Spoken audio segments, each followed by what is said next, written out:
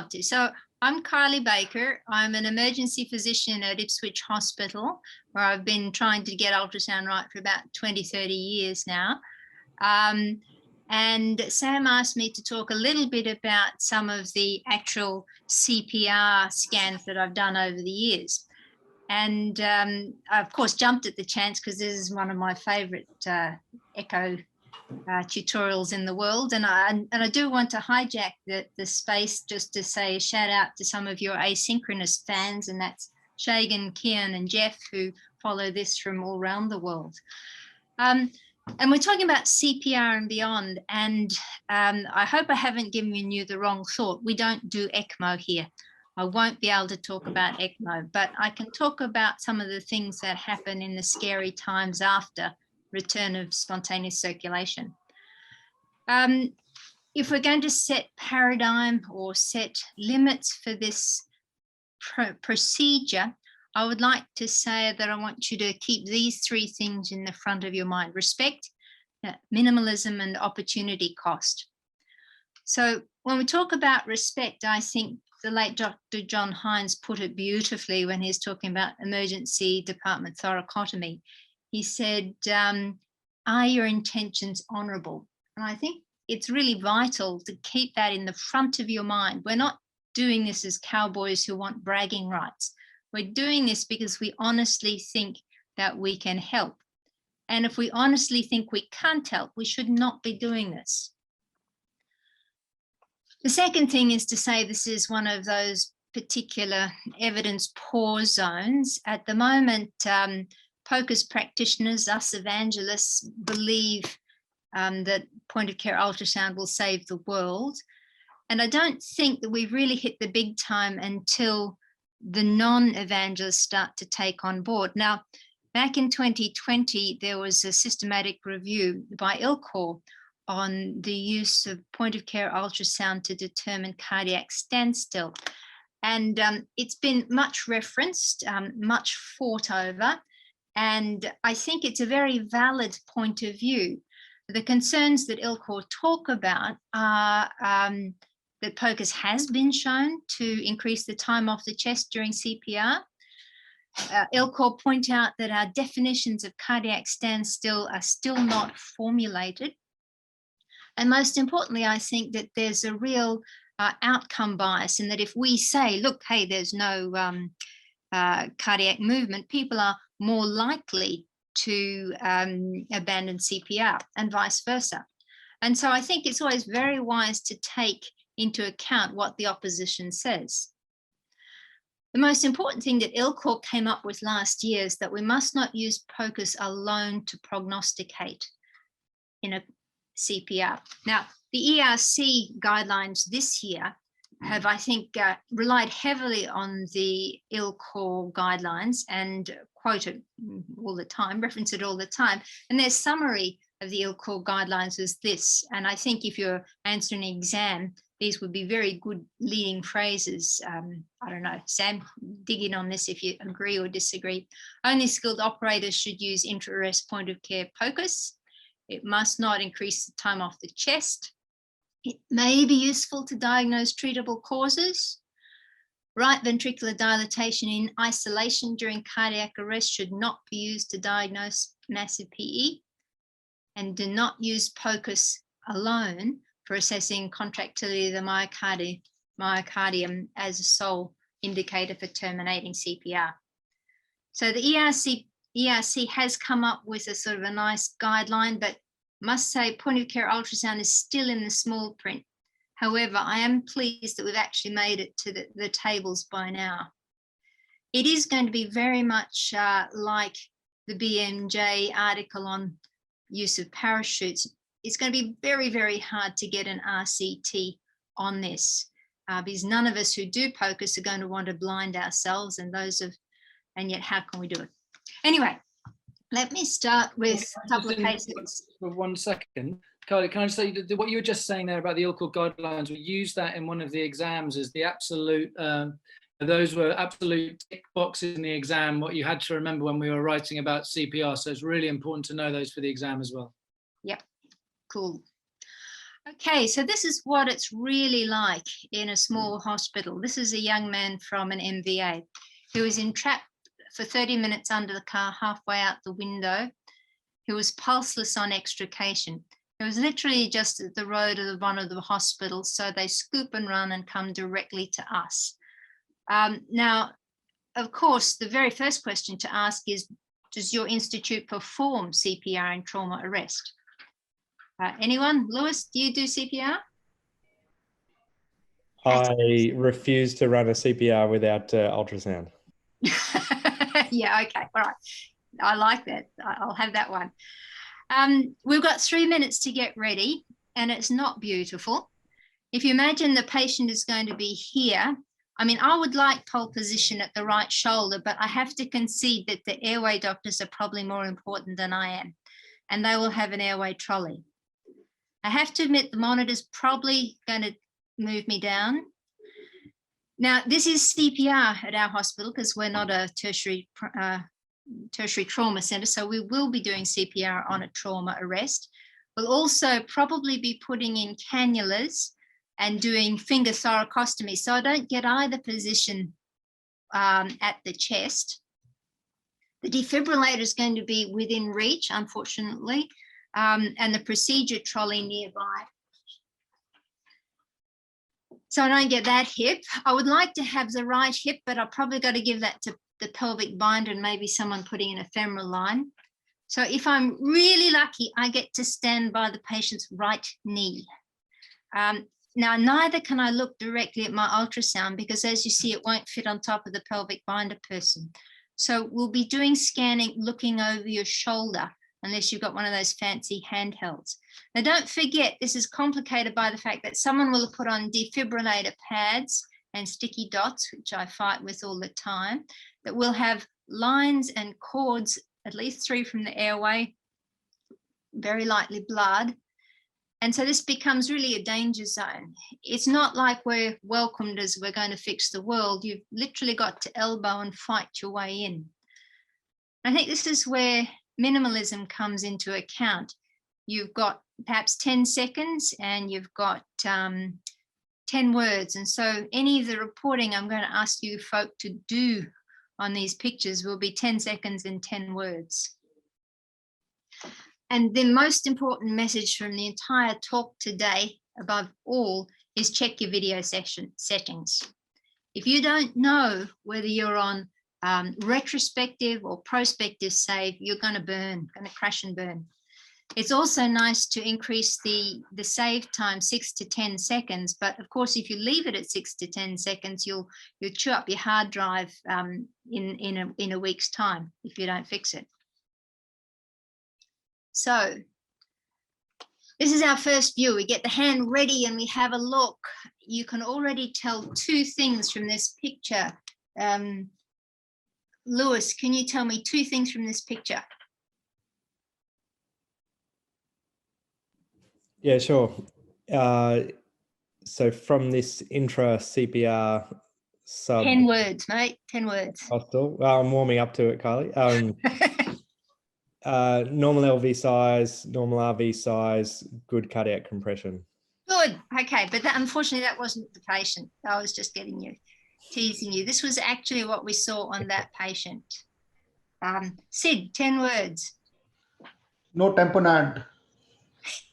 You're probably right too. It's really even hard to see that that is the heart. I promise you it is, but only because I went back and checked later.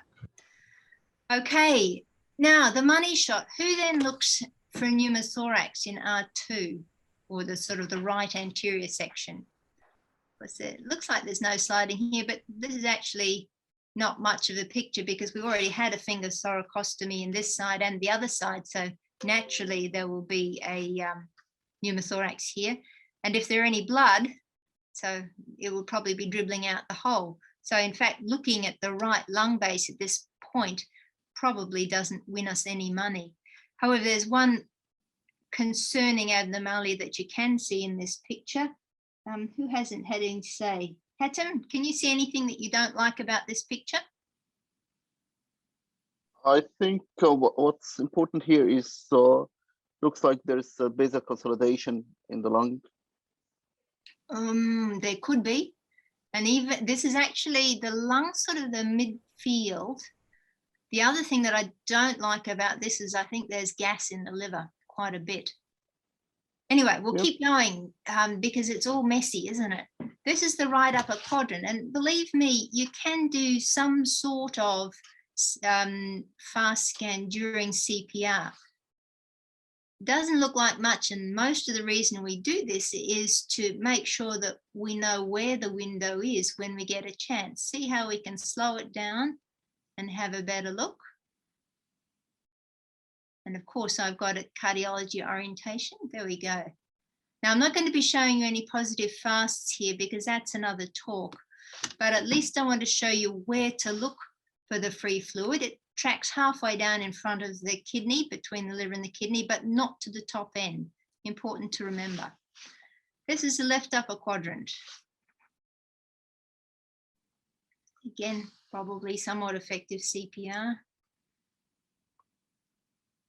And we're expecting the blood more on top of the spleen, and it doesn't come quite so far down between the kidney and the spleen because of the folds of the mesentery. Probably not an adequate picture because we're not showing the lower pole of the spleen. But at least it tells you where to put the probe next time. Now about this, oh yeah, and we can have a look at the bladder.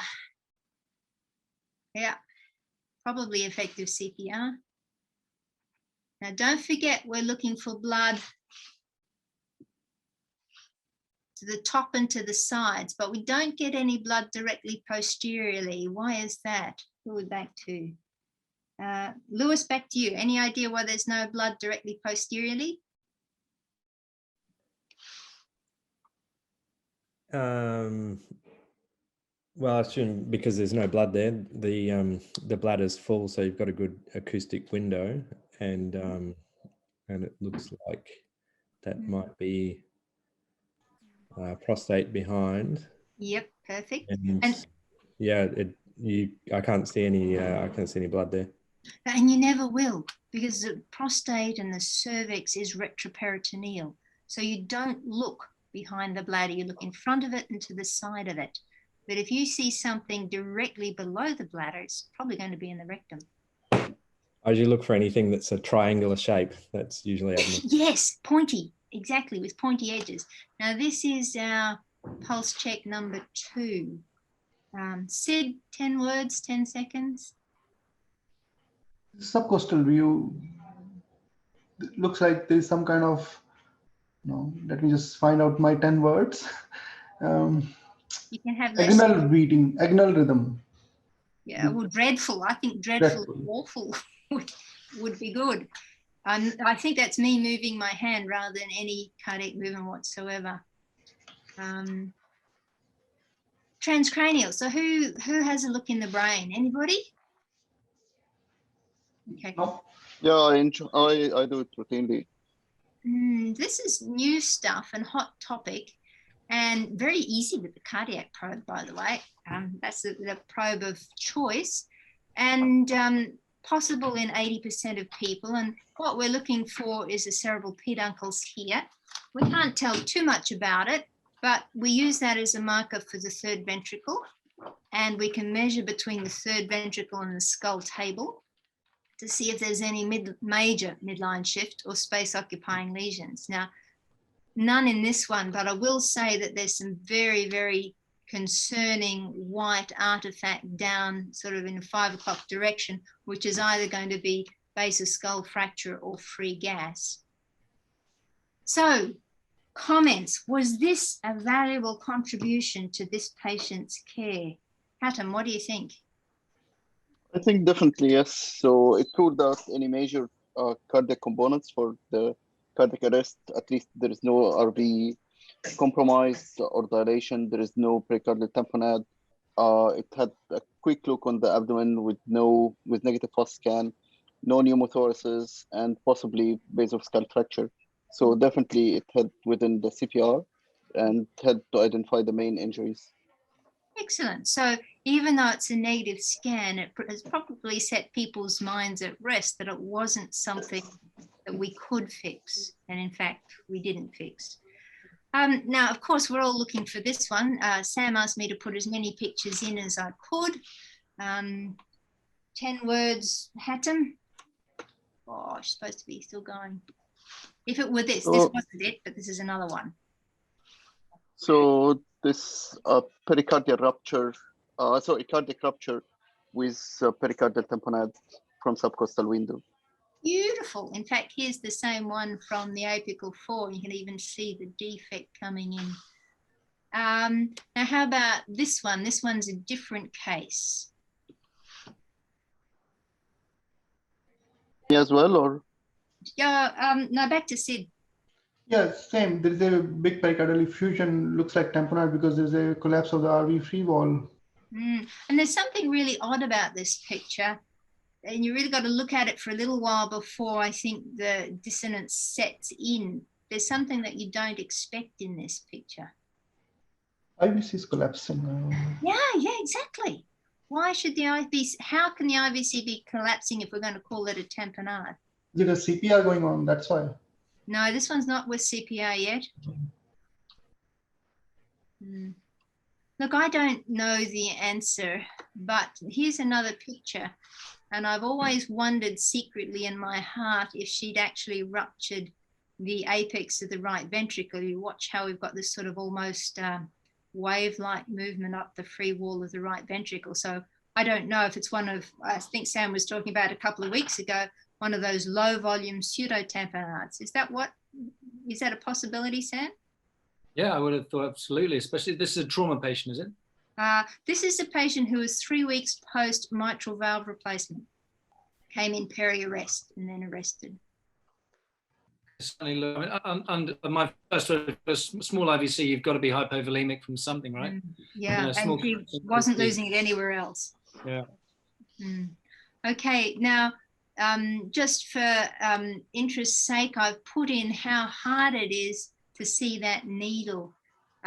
This is with the off-axis apical 4-chamber view, and I've got the needle right in there. Couldn't get anything out. But see how hard it is to see the needle? Possible, but hard. Then turning 90 degrees on that same view, all we get is literally the shadow from the needle tip. See that dark shadow wiping across? Still couldn't get anything out of there. I was talking about this one the other day, Sam. And here finally is our desperation approach from the parasternal using a linear probe. And you can get a sort of a clearer view of the beating heart with the needle coming into the side. It's at 4 centimeters rather than 5 in there. And this was the only view where we managed to aspirate any fluid, but not enough. So now this case I'm slipping in here right now, not because it was an arrest, but because I think it does fit in a little bit with those other cases. And it was a man who was quite unwell, sent in by the GP with increasing breathlessness, large right pleural effusion. And the question for us was, would you please drain this effusion? This gentleman is comfortable at rest. In fact, he's talking 19 to the dozen. But as soon as he gets up, he's breathless within a few steps. And the chest X-ray shows a complete right whiteout. I'm going to start with his right lung base. Okay. Is there anything that looks odd about that right lung base? Immediate knee-jerk reaction. Lewis? I can't quite figure out the orientation, sorry. The probe is longitudinally. The probe marker is to the patient's head, which is to the screen left. That's the spine along the bottom, the liver to the right. All right, and the patient's hypotensive. Yep. So the he's still talking. Yeah. So the diaphragm's an unusual shape. I'd be worried about a tension of hypothorax. Put it in one. Inverted diaphragm, very concerning. In fact, here it is again without the collapsed lung in it. Okay, what are you worried about, Lewis? What's going to come into your mind when you see the inverted diaphragm? Just that there's a hydrothorax there that's exerting significant amount of pressure and potentially causing tension. Yeah. Or subdiaphragmatic collection? Well, wait a minute. I'll just show you his heart view. What do you think?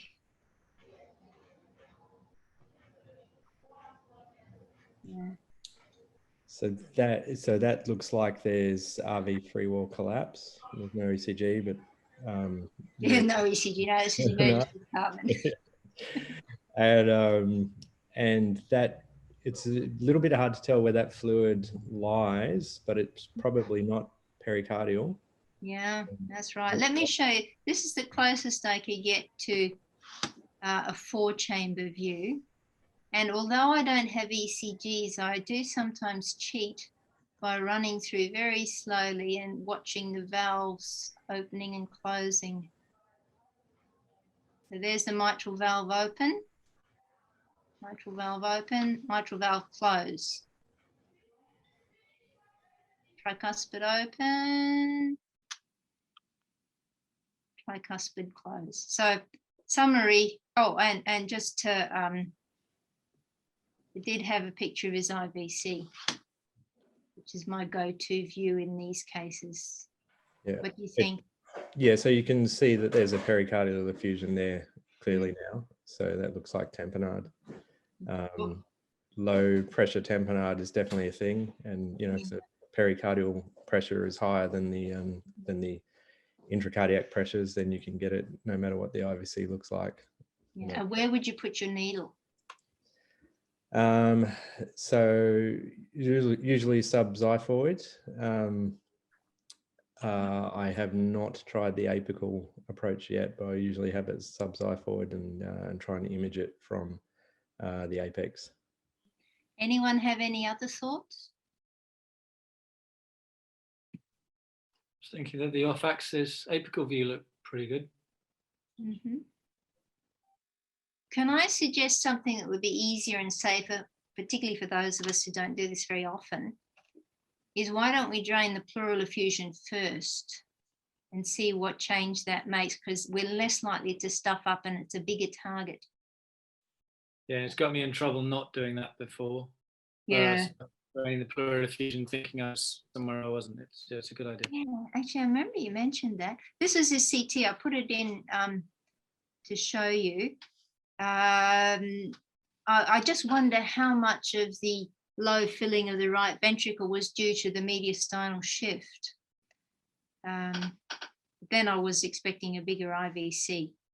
He got his pleural effusion drained with good result, but it kept recollecting, turned out to be a cancer. Anyway, that was my segue into pericardial effusions things. I think it's time, we've got to keep an eye on time, to have a look at a medical arrest now, if that's all right. We have QAS arriving with, oh, I think I've jumped the screen, a 60-year-old man with a witnessed arrest. He'd been well that day, had been out gardening. In fact, the neighbours saw him collapse and went over and did the CPR. He's got a history of type 2 diabetes, 2 stents, asthma. Has been reasonably well since. When QAS arrived, he's got good quality CPR in progress. He's had VF and he's been defibrillated 4 times and then's had PEA arrest, transport CPR, and he had multiple episodes of return of circulation but kept losing his pulse. Transport time about 30 minutes. First view, keeping an eye on time, so I won't get your comments on that one. Looks like we're going to have a good window. Now, in this patient who's not a trauma, we can have a look at the lungs during CPR. Does this contribute anything at all? Hatim? Can you see Nothing, sliding and no sliding? Nothing much, it's sliding. There are a few B-lines. B-lines, exactly. B-lines. So once we have B-lines, we don't have to worry about the sliding. We can say, yeah, no pneumothorax here. Exactly. And we did the other side and pretty much the same thing. About this time, someone says pulse check. Oh no, we tried Morrison's first, that's right. And again, we're going to get a reasonable view. first pulse check.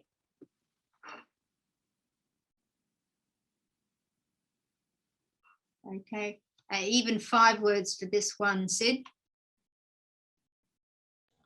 No pericardial effusion. Yep, okay. LV contractility good. What's that? LV contractility is good. You reckon? That was 2 beats of CPR, mate. Okay, I'll see if I can find you another picture. I've got some more of his. No RV dilation. No RV dilation. Yeah, that's the money shot. Now he's been tubed at this point in time, which means he loses his B lines, which means we can no longer pick whether he's got sliding or no sliding. So it's a blessing and a curse. But you do need to keep going back to the lungs, because if we pop a pneumothorax, it will be hard to pick. Now we try and do a AAA scan, but you see he's had CPR for 30 minutes. So what we're going to find is there's going to be gas in the stomach and then gas in the transverse colon. We've got a very brief glimpse of aorta just in between the two. And the little tiny bit we see is not enlarged. Fail on that one. Did you try and look from a sort of posterior right upper quadrant view? Not at this point, but I'll show you what we did get. I'll get back to that one. Good question. Here's the second pulse check.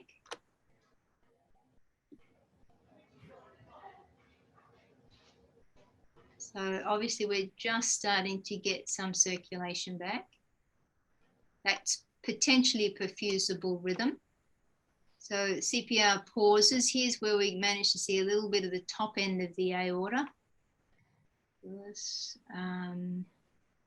And we take this chance to have a look at whatever we can without CPR. Any thought, Luce? 10 words?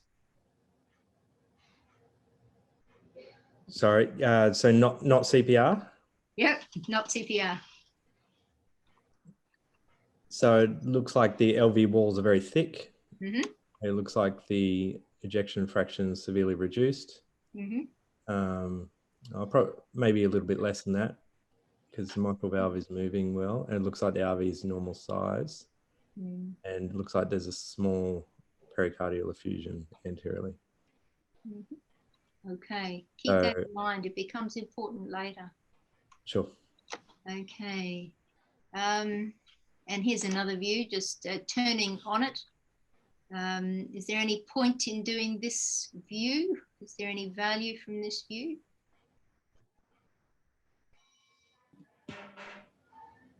Well, it's an RV. Mm-hmm. Yep, it's an RV. But it's not huge. Neither is the aortic root huge. And I think those two can be used. Now, at this point in time, the team lead actually looks at the ECG and calls out, I think this is an inferior MI. Have you got anything to add, Hattem? What's your response to that call? Yeah, I think I do agree. So there is posterolateral and inferior wall hypokinesia compared to the anterolateral and the septum. Mm-hmm, cool. Yeah, I sort of said, yep, I agree. Now, while he's got a pulse, we'll track back and see if we can do any better on the fast scan. On the picture on the left, we have the left upper quadrant. Picture on the right, we have the right upper quadrant. I still don't know what the sparkly stuff was above the spleen, unless it was a hiatus hernia. And again, we're looking for fluid above those purple lines.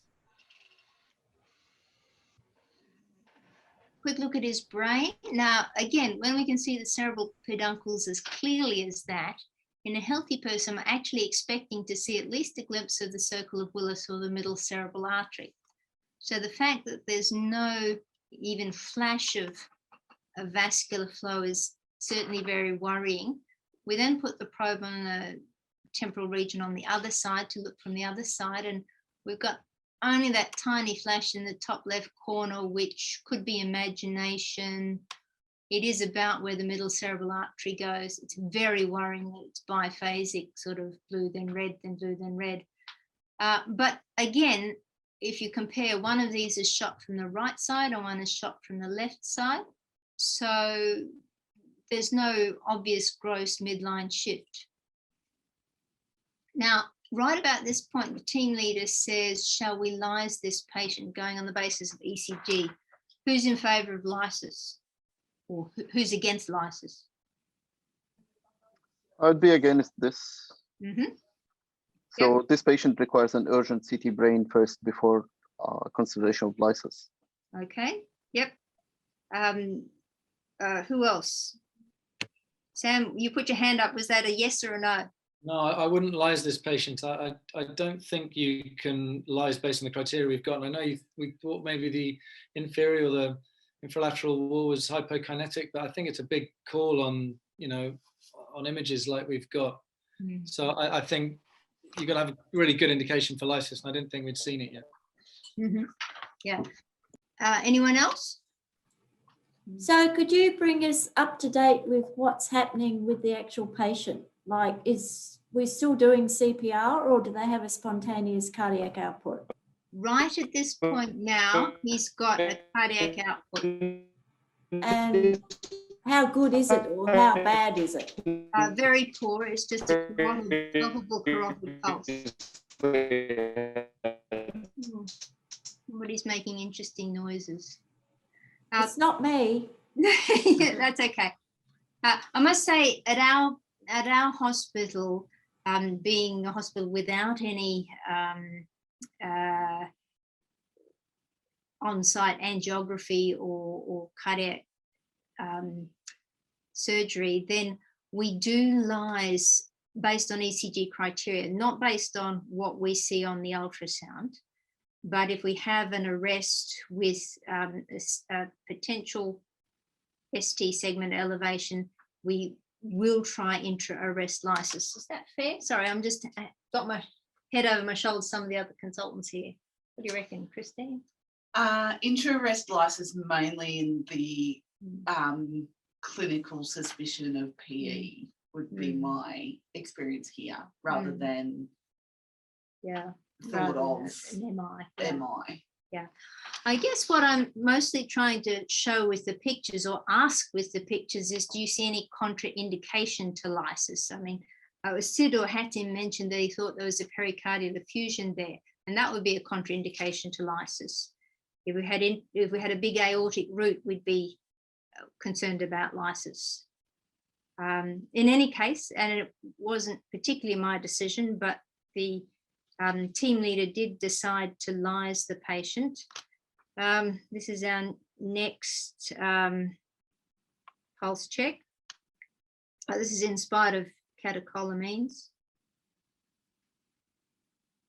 And then we lose the pulse. What's that one? Spot diagnosis. Lewis, 2 words. Can't really see. That's 3 words. Say can't see. All right. Let's see if I can get you a better one. You don't like that wriggling bag of worms in the right atrium, in the front of the RV free wall? About this time, the team lead says, I think we've got VF. So Oh, okay. It's not coming. It's not coming across. Sorry. Ah, sorry. Okay. Can you see that one? That's after the first shock. And it corresponded with VT on his ECG. Initially it had a pulse, but then we ended up without a pulse and the same sort of movement. And at this stage he got another shock because he lost his carotid pulse. And then we went back to this bag of worms picture again, another VF. Look, this has been going on. I've shortened it all down, but it was essentially an hour's worth of resus where it kept coming and going. At this point, we talked to the family and asked them what they thought the patient would like. And they said it would not like you to persist. So we stopped further resuscitation attempts. Now, I do have better pictures. As I said, Sam wanted some good pictures. Are you happy? Is that one a VF or is it Tossard's or what would you think that one is? Lewis, you can have this one. Does it come across better? No, once again, the frame rate, frame rate's kind of an issue, but it looks a little bit more like a Wrigley bag of worms. Mm-hmm. It doesn't look like there's any organized cardiac activity there. Can anyone see a bit of that septum? Has anyone got a good enough frame rate to have a look at the septum? No. Damn. Okay. Yeah, you got shocked. It went into an even more obvious VF a minute or so later. But I think on the previous one, there's still a little bit of organized activity just in the septum, but then this was just a moment or two later.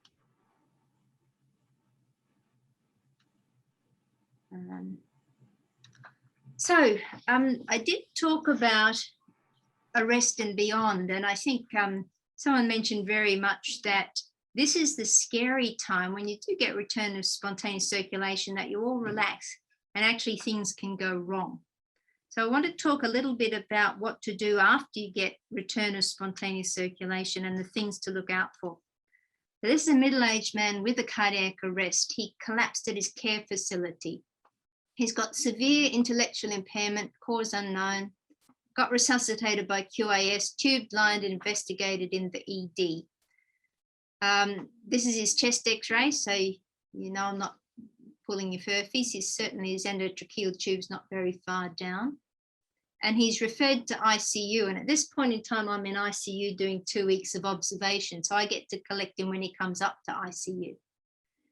By the time he comes up, he's had a CT head, a CT PA, and a CT abdomen. This shows an old left frontal infarct, but nothing new, no PE, extensive coronary artery disease, a right lower lobe consolidation, which they think is likely aspiration, rib fractures, but no pneumothorax, no abdominal pathology, but fluid-filled loops of bowel, and their comment is that the enteric tube should be advanced. So I don't know if anyone follows Johnny Wilkinson from Northampton Critical Care. He does this marvelous series of POCUS infograms, and this is one we sort of nutted out together about how you can appropriate the emergency ABCDE algorithm and use it to assess patients coming up to ICU. Essentially, when your registrar goes back over and does a head to toe to try and figure out, has anything shifted, has anything moved? And let me show you how we went about it in this patient. So first of all, A is for airway and nasogastric. So we pop the linear probe on at the level of the thyroid cartilage where it's nice and triangular. And we're looking to see if the endotracheal tube is splitting the vocal cords apart. So your normal view at this point is a bit like a tent with the flaps closed.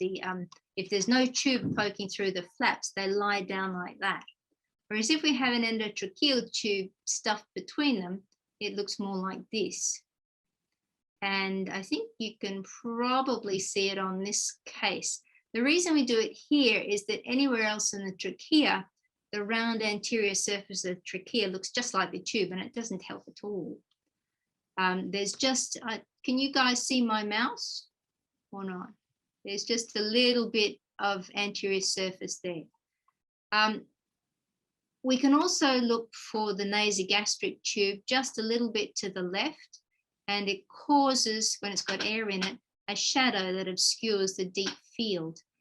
Now, it's not good enough just to try and see the tubes. You've actually got to see if the tubes are working. It's a bit like cross-checking.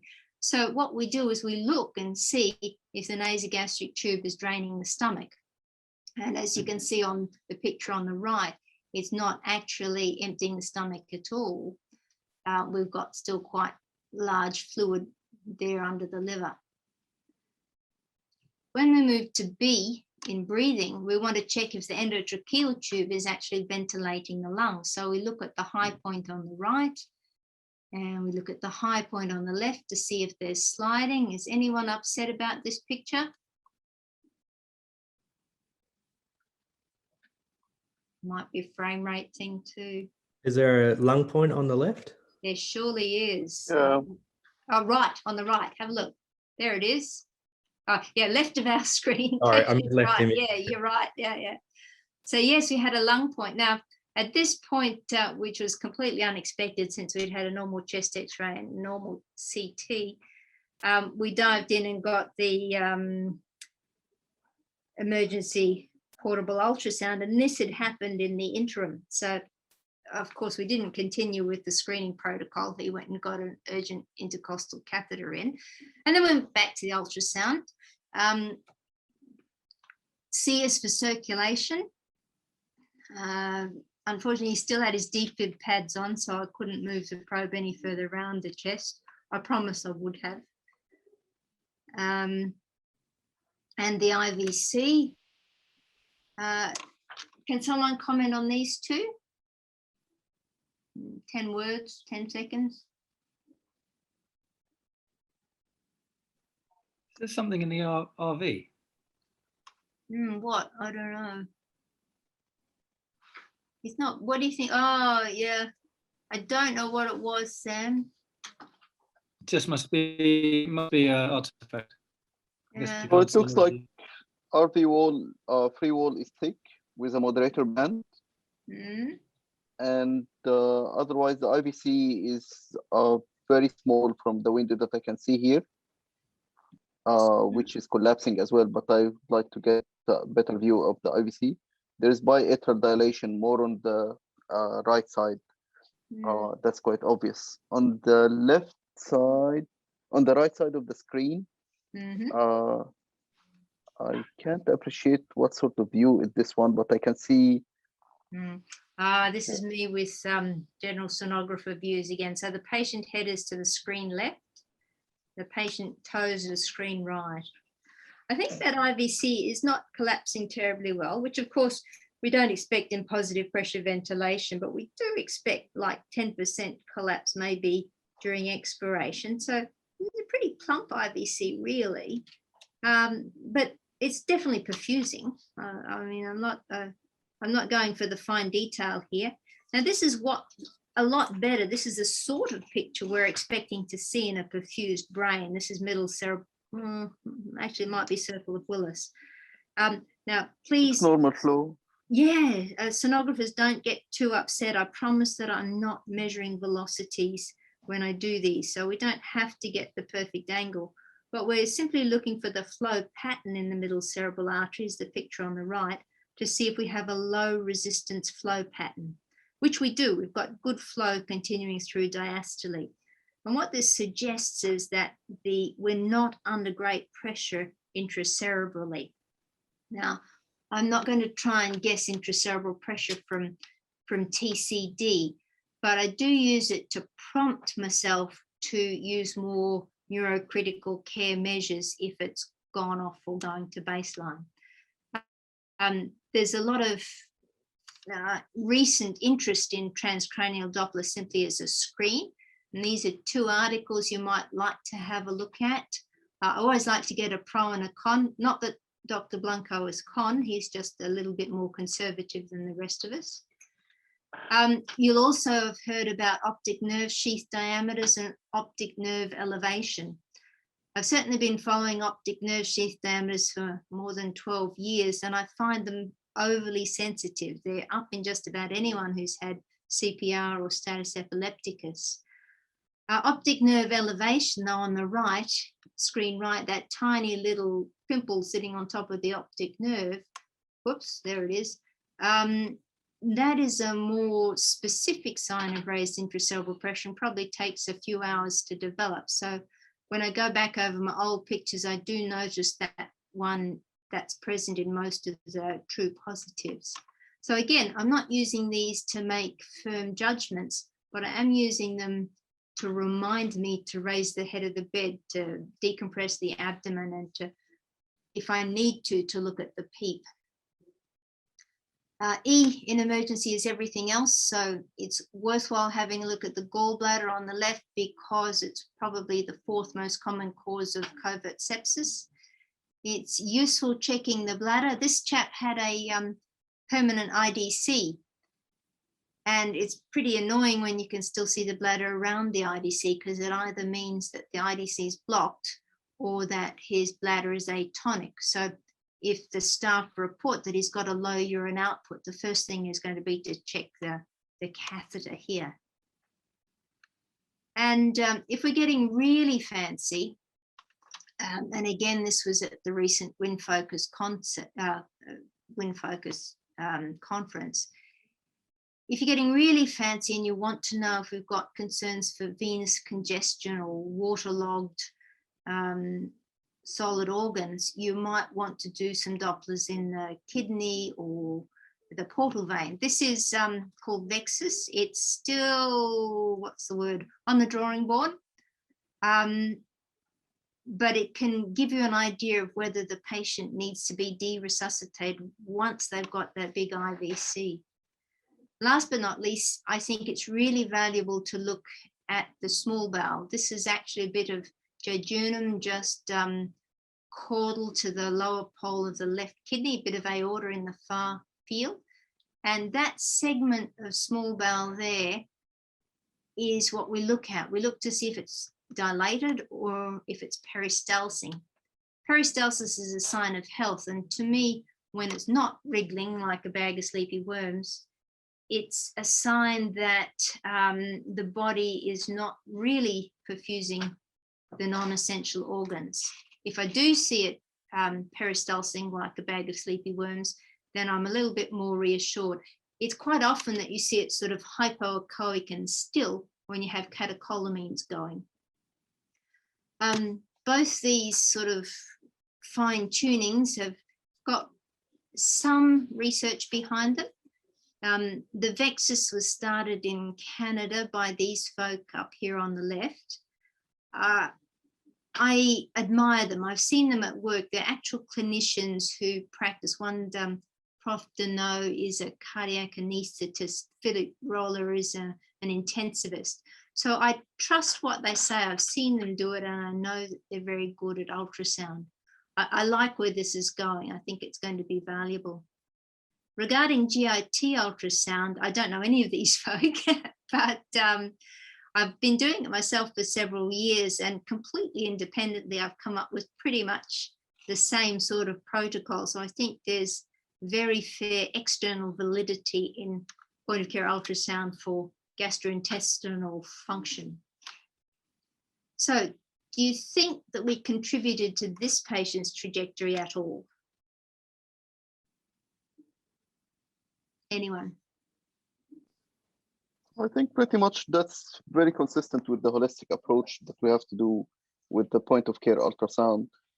We, as clinicians and intensive care specialists particularly, we need to be very pragmatic about our approach. We need to be having a little bit of an algorithm. Pretty much we have to look into every single cavity and be open-minded about what we are doing.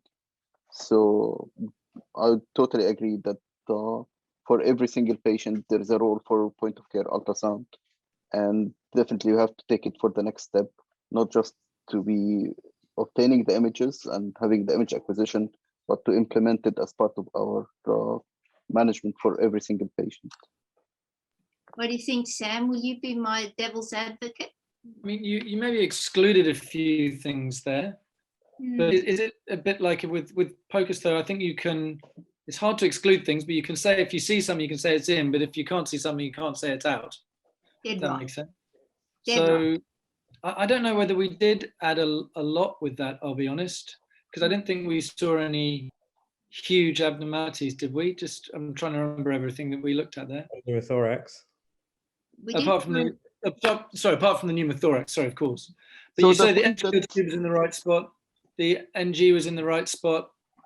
There's the pneumothorax that you found, no horrible GI problems. Maybe the patient wasn't underfilled. The point that if we end up doing more of those scans, we end up knowing what's normal and what's abnormal.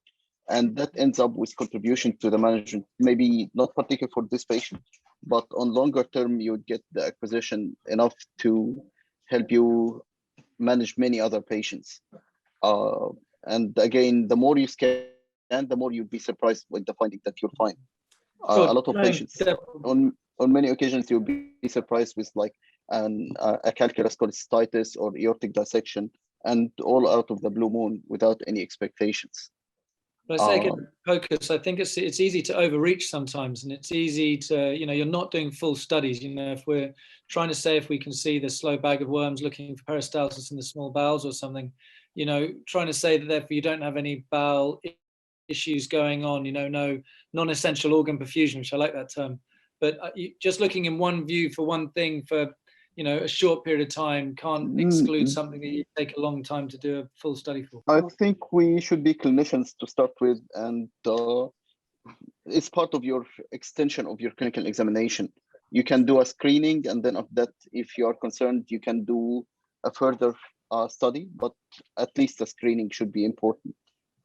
I think though that that certainly in my skill level, but I'm constantly triaging my time, and that I probably wouldn't value add with a lot of that ultrasonographic assessment to studies that are already going to be performed, such as running through the CT scanner, et cetera, et cetera. The pneumothorax is a good pickup, well, within my skill set, but the other stuff like TCD, optic nerve sheath diameter, et cetera, and NG placement, you've got other ways of assessing that.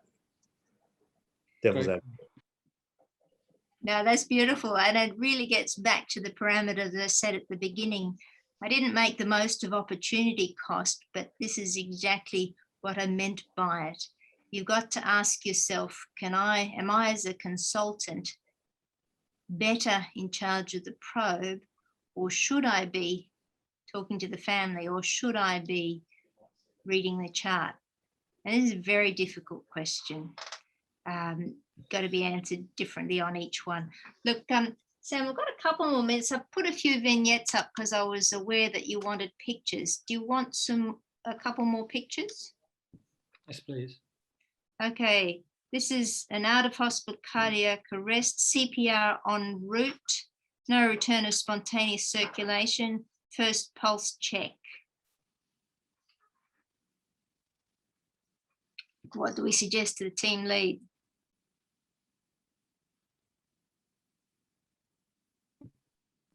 She was found down.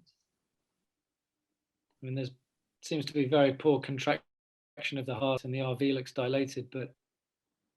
What's that in the RA? Big PE, just waiting to go. It's actually post-mortem clot. So in this patient, I was fairly confident to say, maybe we could stop resuscitation.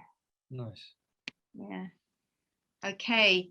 This is an out-of-hospital cardiac arrest with return of spontaneous circulation after lysis. Any suggestions?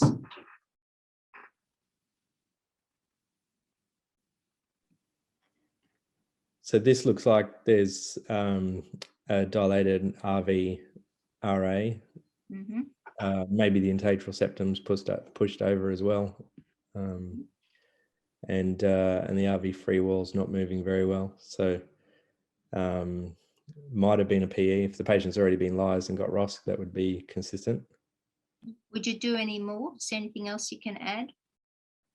Well, you could go swivel into the subcostal short axis. That would give you a good appreciation of the RV LV ratio, and look for volume and pressure overload. You could get some velocities through the RVOT as well, and estimate and cardiac output, and have a look at the IVC, see if there's any more clot heading up your way. They're actually looking for more like, do we have any milrinone or anything else to decrease the pulmonary vascular pressure? But yeah, I'd love to do all those things. I agree. This is patients out of hospital cardiac arrest and catecholamine dependent. Every time we give a boost of adrenaline, it gets a pulse for a little bit, and it goes back to this. So I think it looks like there's heavy calcification of the aortic valve. So it looks like it's nearly completely blocked. Yep. Very poor cardiac contractility. So we're just pushing everything the same against. patient, same patient. So you're dead right on all of those things. So same patient, very poor contractility. I can see some, not sure whether there's anything in the right atrium, but it looks like it's nearly cardiac standstill, very poor LV function. So at this point, we have a talk to the family, and they prefer, or say the patient would prefer, not to be resuscitated further. And even though there is organized cardiac movement, I'm happy to bring the family in and stop resuscitation efforts here, because to me, I'm an old doctor, and I'm happy to stop resuscitation attempts with such a poor heart in a family and a patient who would probably prefer not. And I'm quite proud that we didn't continue resus in this patient. The strange thing with this patient that the patient doesn't have much of left ventricular hypertrophy and doesn't have dilation, left ventricular dilation, which is very strange with the amount of expected aortic stenosis. Look, I'm sorry, I don't know the details of this case, other than the patient had a lot of other things wrong. Okay, this one was a verapamil overdose. I'm sorry, I wasn't saving longer clips on this one. She was actually on an upper limit of noradrenaline, adrenaline, vasopressin. She even ended up with methylene blue.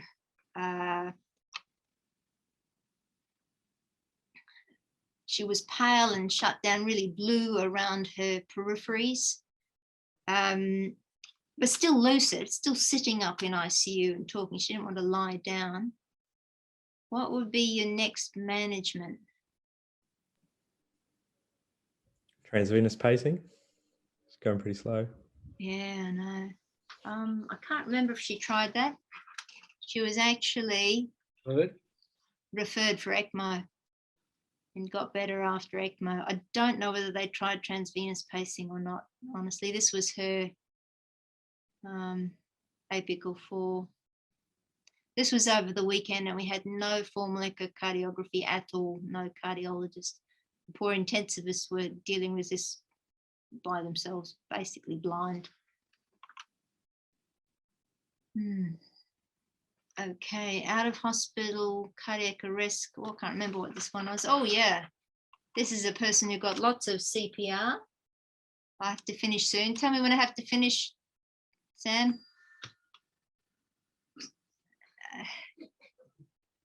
What do you think of this one? Return of spontaneous circulation, not a good blood pressure. Post CPR effusion. Do we have to aspirate it? Yes, if it's bad. Well, it doesn't have much blood pressure. I'll show you some more pictures. Oh. Okay.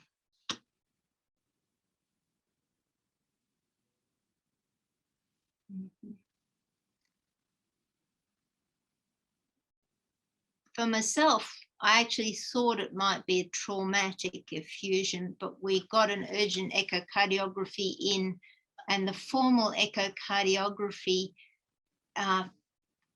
advised that they thought this was a fat pad that continued posteriorly. I've asked lots of my mates to go posteriorly, though. Yes, I know. I've never seen it either. I'm not sure about that. Yeah, I know. Look, I asked many of my friends, and it's about 50-50 split at the moment. this patient went to ICU for 3 days. I did manage to go up and scan him again the next day. And all I can say is that it didn't change.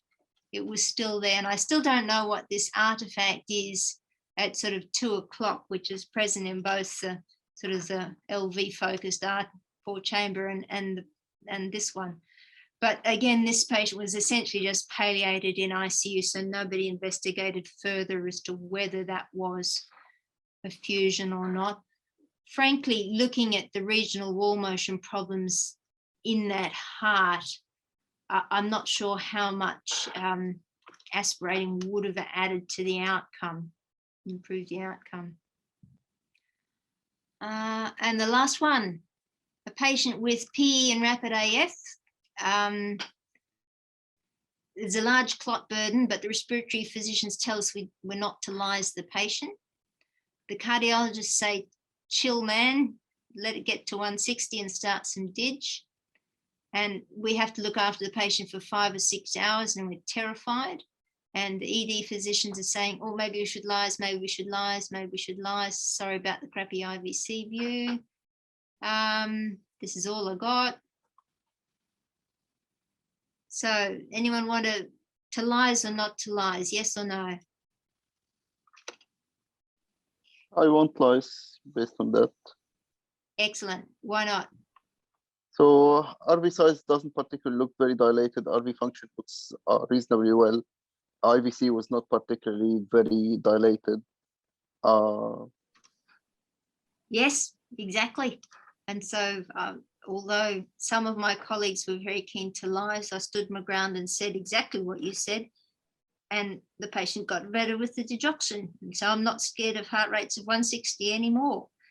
But yeah, I think that even with such crappy fuzzy views as this, it does help us a little in making these decisions. Oh, we don't need that one. Okay, and I think I've used up my time and I've really enjoyed talking to everyone. Any last minute questions? Can I just ask before we finish people's opinions about toe in CPR? I was about to ask I exactly. think I was about to have a comment on that rather than a question. So I think definitely it had got an important role. And again, it needs to be practiced much more because it will help you differentiate a lot of things. It will help you guide you even during the CPR for the exact spot that you need to do the CPR on. It can identify a lot of things that the transthoracic may not be able to get.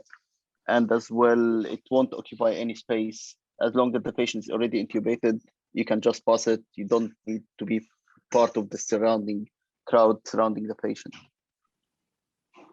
It takes a degree of training though. I mean, I've taught on courses where they teach people how to do this. And I agree with what you're saying, that it does have merit because it just mainly from where you can place your hands. And we've all seen examples of CPR that looks inefficient based on toe, and we're compressing the outflow tract rather than actually compressing the ventricle. So I sort of get what you're saying, but it feels like a bit of a jump. You know, I worry about the risk is that you start spending more time worrying about the toe than you do about the patient.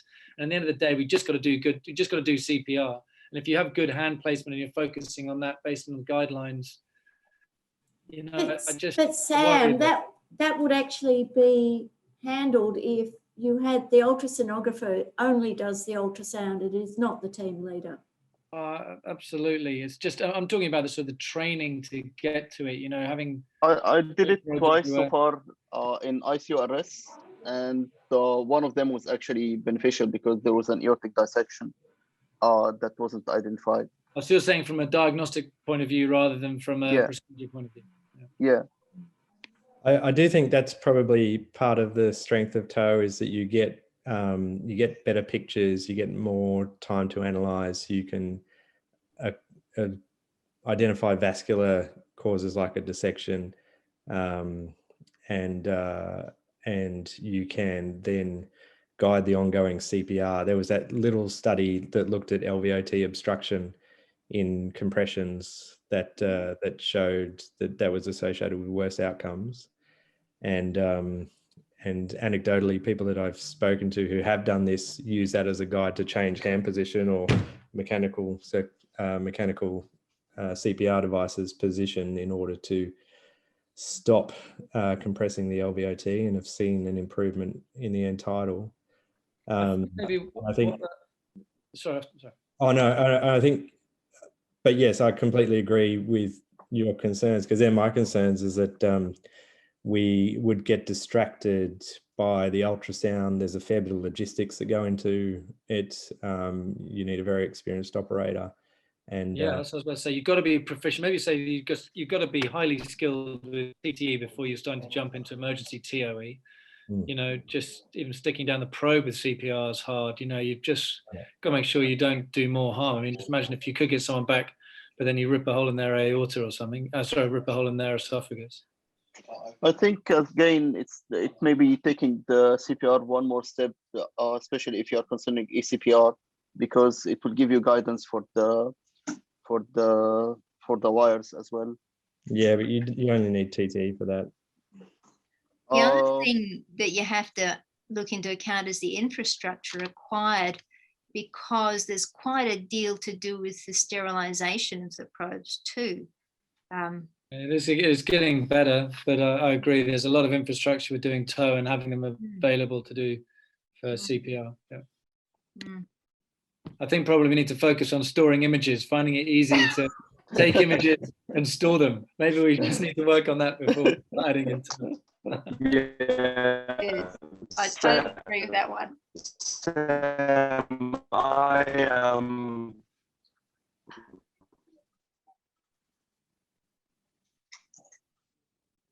Very slow. Try again.